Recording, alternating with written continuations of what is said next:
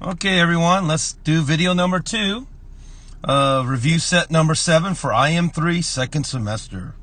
So, this again really is IM2. Should look familiar even to my IM2 students. Here we're given a right triangle. Notice the right angle right there. And we're told to solve it. What does solve the triangle mean? It means I find every missing piece, right? Every missing angle, every missing side. So the easy part, of course, let's find the missing angle. So if we already agree we have a 90 there and we have a 40 here, I know that every triangle adds up to 180, right? So I'm going to add 90 and 40, that's 130. And of course, all I need to do is minus that from 180. And I just figured out that the missing angle A right here is 50 degrees. So we found every angle. Now we need to find every side. Notice we only know the 3. And what I like to do, guys, is whenever I can, I always find both legs, because it does make Pythagorean theorem much easier. But so I'm actually going to find this side. Hopefully you agree that that's my other missing leg. Down here is actually my hypotenuse, C as we like to call it. You could call it AB as well. But anyways, let's find X first.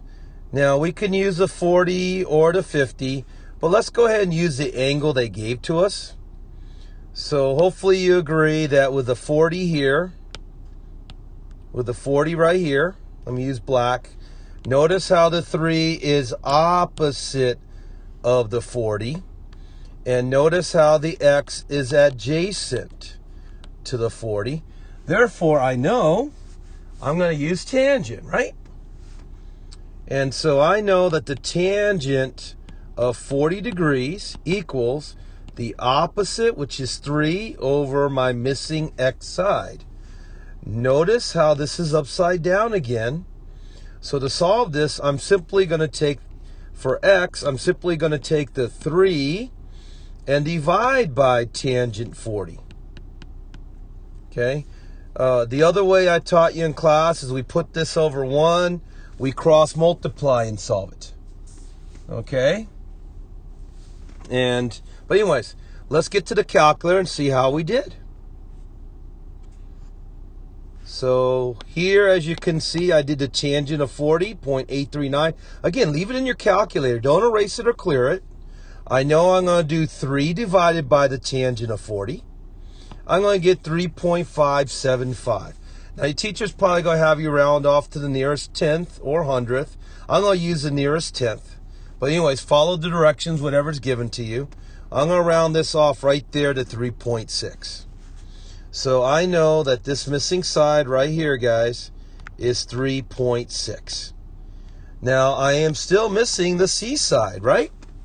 But can't we just simply use Pythagorean theorem? Couldn't I just go A squared plus B squared equals C squared? And that's how I'm going to find my hypotenuse, right? Let's do that. So I took my 3.57 squared.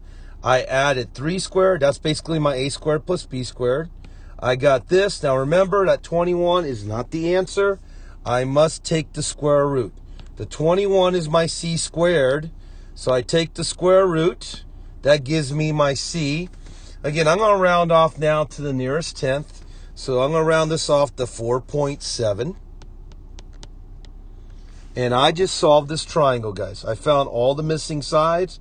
I found the missing angle. Pause the video if you need to. All right, let's take a look at this one right here. Notice they gave us the 34-degree angle right here. This angle should be easy to find, right? All I have to do again is take the 90 plus the 34, 124, subtract that from 180, which is 56 degrees. I would like to quickly show you guys that because it is a right angle, another way of doing it, your teacher may have shown you this, is all you have to do is take 90 minus the 34 to get 56 degrees. Okay? So either way, you're doing really the same math. All right, so now we know the angle's 56 degrees here. Let's find the missing sides. Now this time I'm given the hypotenuse. Notice that's the hypotenuse, the longest side. I then like to always go with my shortest side if that's available. So I'm going to find x over here, guys. And then I'm going to use Pythagorean theorem to find the y side over here. Okay? So that's the plan. So let's see here. Hopefully you agree that x is opposite of the 34. And we already talked about how the 10.8 is hypotenuse. And I get to use sine finally.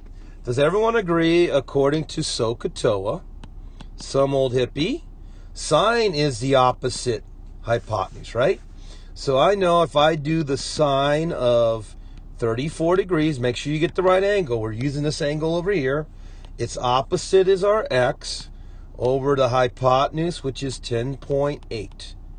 So all I'm going to do on my calculator now, guys, is I'm going to do the sine of 34, and then I'm going to times by 10.8. So as you can see right here, the sine of 34 is 0.5591.